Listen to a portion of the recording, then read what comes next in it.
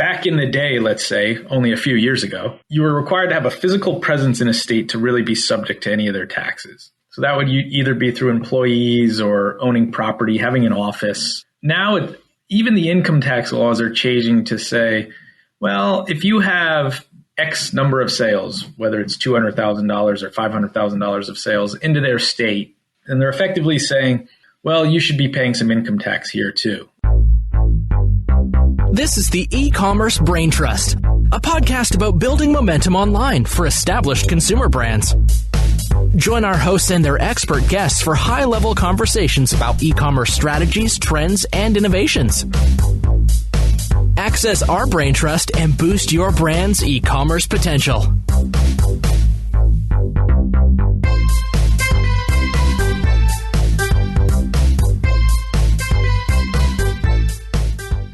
Well, hello and welcome to the E-Commerce Braintrust podcast. I'm your host, Kiri Masters, and today we have a fascinating topic about sales tax. And I say that in a kind of a tongue-in-cheek way, but in reality, in the US, the tax situation has gone from complicated to even more complicated in recent years, with Amazon not being particularly helpful right off the bat with their sales tax collection capabilities and requirements.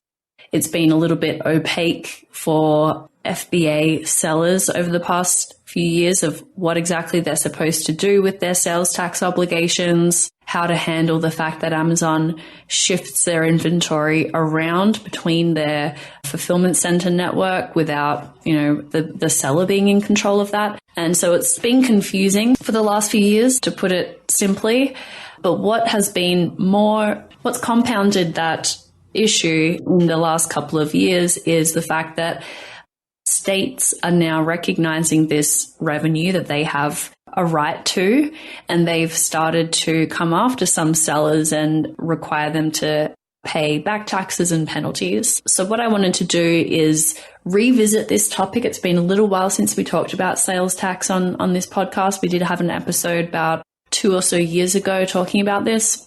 But I brought on a CPA, Mario Lucibello, who I've known for the last few years and who does a lot of work with e-commerce sellers and is quite familiar with how all of this works. So we're going to be talking with Mario about how this works, what have been the changes recently, and what his recommendations are for his clients, how he's advising his clients on how to approach this. So I hope that you find this interview helpful. Of course, Mario is unable to give specific advice here for exactly what to do in your particular scenario. Every instance is a little bit different based on where your business is registered with which state, where you have employees, where you have stores, where you have a warehouse, and then layering onto that the complexity of Amazon's fulfillment program where they're moving inventory around for you. But I think that you're able to take away a few things from this episode that will help you understand more generally how the system works and how you should be thinking about your tax collection obligations. Let's go. Well, I'm here with Mario Lucibello from Greenhouse Reardon Taxes. Welcome to the show, Mario. Hello. So you've been on the show before talking about sales taxes for Amazon sellers, and I thought it would be a good opportunity to revisit this because things have changed quite a bit I think I spoke with you like 3 or 4 years ago about this, and the whole world has changed since then. Notably, I want to kick off with this story. There was a Amazon seller in Pennsylvania who at the height of his business, and he was mostly reselling on Amazon, at the height of his business, it was about $5 million in revenue.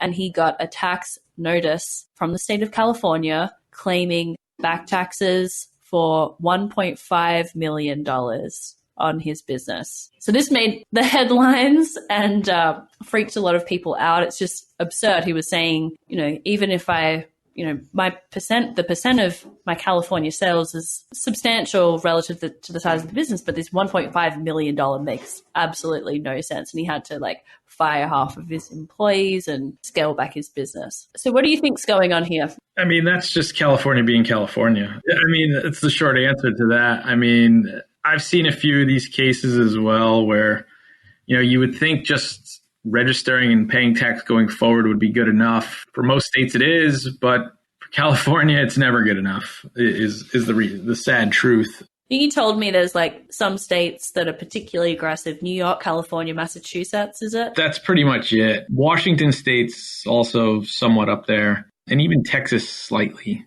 Well, I'm saying those two states, they collect a lot of their revenue in that manner versus, not really having an income tax. So gotcha. Okay. So it's more important to them. Yeah, exactly. So the difference in when we spoke 3 or 4 years ago was the landscape then was if you are using fulfillment by Amazon, which is where Amazon stores your inventory, some states are going to be more aggressive than others in claiming that you have a tax nexus in those states, and therefore you should be basically registering for and filing sales taxes in every state that Amazon holds your inventory, with the catch being you don't control where Amazon holds your inventory. So you kind of have to file in every state and deal with it. It's not even so much the money for many companies, it's the huge headache that's required with quarterly filing for each state. But the thing that's changed recently is this marketplace facilitator rule tax that's come into play recently. Can you explain a little bit about how that works? So just to touch on what you were saying before is as you said, the problem before really wasn't charging the tax. It was the compliance either cost, either paying a third party to do it or wasting your entire week figuring out how to do it yourself. That was the problem before. Now this marketplace facilitator is essentially shifting the burden of the tax filing to the marketplace. So the marketplace meaning, Amazon, eBay, any kind of third party that's actually the middleman per se in these transactions, which, as I think we talked about in the past, I personally think is a good thing because, for one, it puts sellers at a more level playing field. If you have sellers that aren't complying versus the ones that are, in the end, it will hopefully lessen that compliance burden. Again, the only downside still being is that, if you're selling on Amazon and on your own site, technically you still should be complying with the sales that are coming out of your own site. And to be clear, that is, you might have sales on your own site and on Amazon, but just because Amazon stored your inventory in California, let's say, you're now subject to sales tax on all of your sales in that state. Correct. Either that, or if all of your sales for your company as a whole, even if you're by some miracle didn't keep inventory in that state, you would still, if you meet these sales thresholds, you'll still be subject to the sales tax because it's not just, your sales outside of Amazon were above, the threshold. It's usually around $200,000.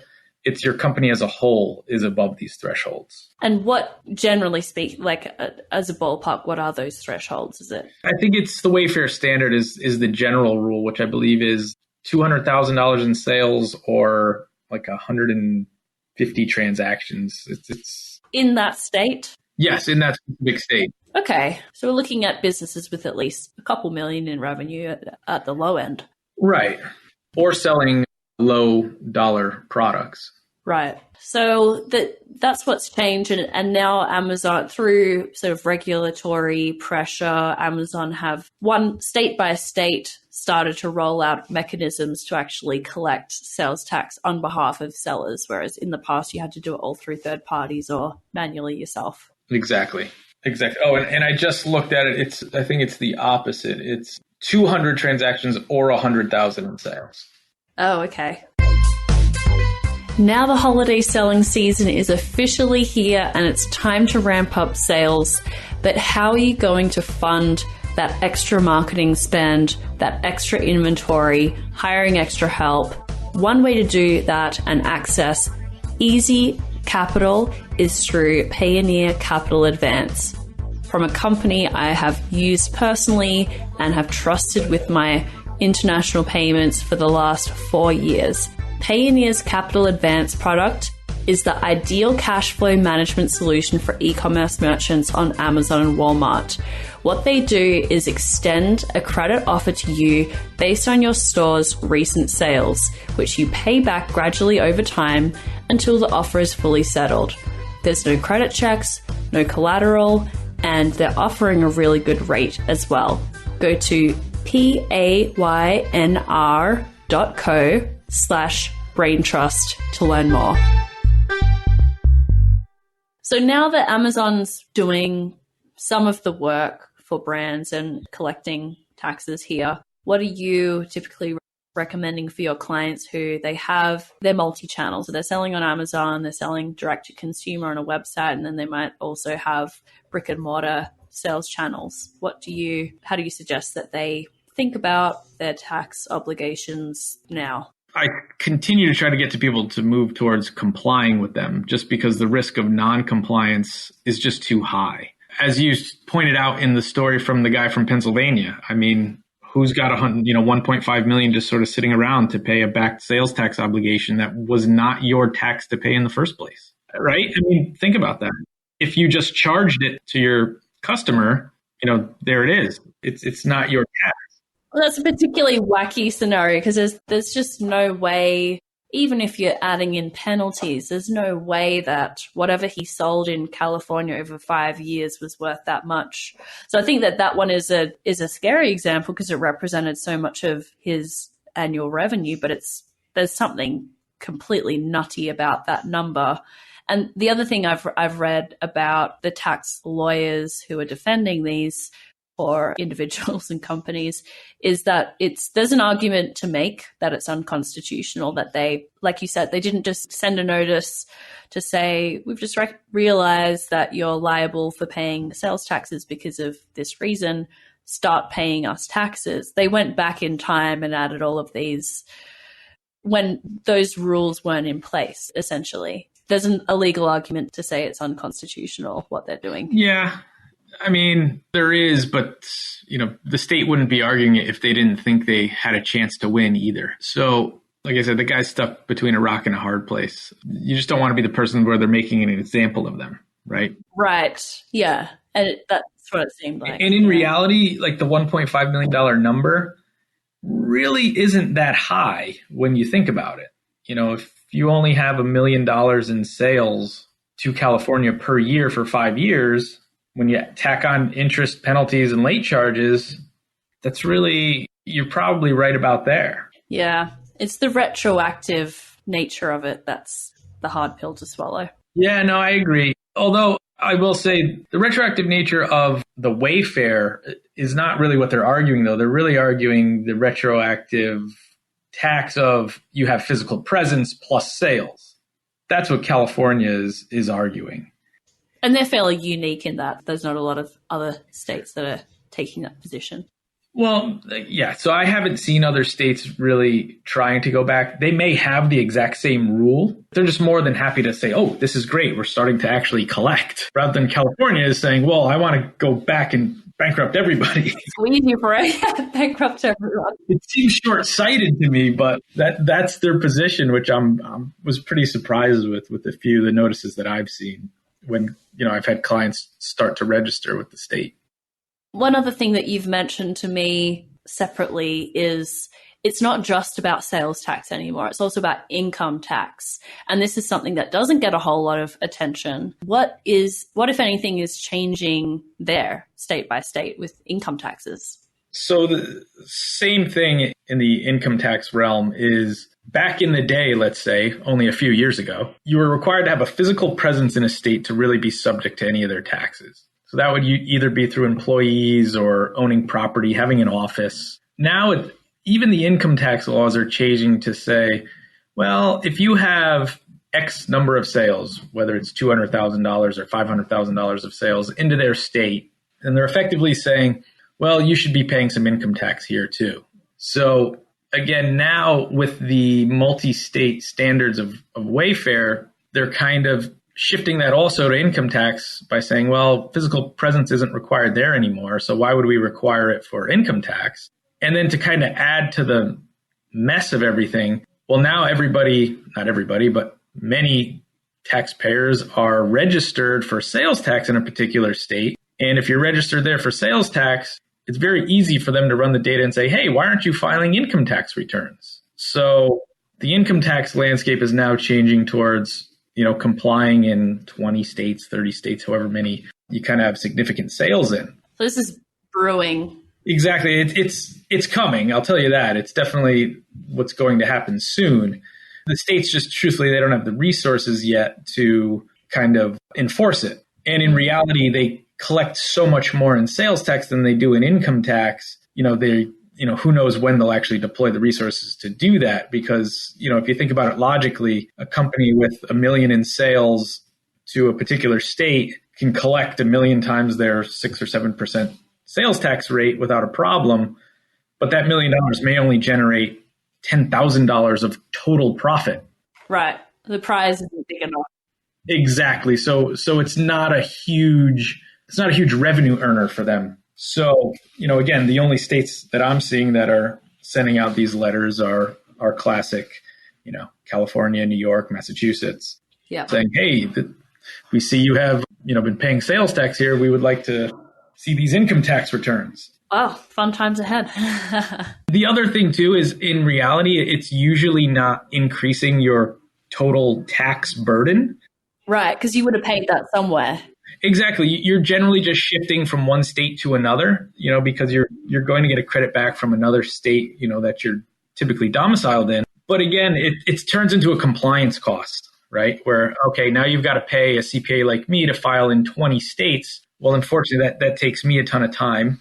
And, it's got to be charged for, which again, that's back to the sales tax. It's a compliance cost versus a true added tax for these companies. Right. Yeah. Yes. That makes sense. Well, luckily, there's lots of different software solutions out there that have at least made good headway on sales tax. And now Amazon is one of them. They're finally offering this capability natively within their platform. It should, as those needs come up, I'm sure that there will be technology to meet that problem as well. Is there anything else you want to leave people with today who are managing e-commerce channels for manufacturers?